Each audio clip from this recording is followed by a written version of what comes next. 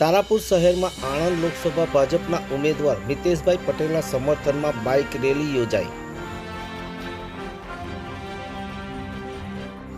આગામી લોકસભા ચૂંટણી 2024 અંતર્ગત આણંદ લોકસભા ઉમેદવાર મિતેશભાઈ પટેલ તથા સોજિત્રા ધારાસભ્ય વિપુલભાઈ પટેલ દ્વારા સોજિત્રા વિધાનસભાના તારાપુર તાલુકાના ગામે ગામ જનસંપર્ક કરી આજરોજ સાંજના તારાપુર ગામમાં બાઇક રેલી ફેરવાઈ હતી।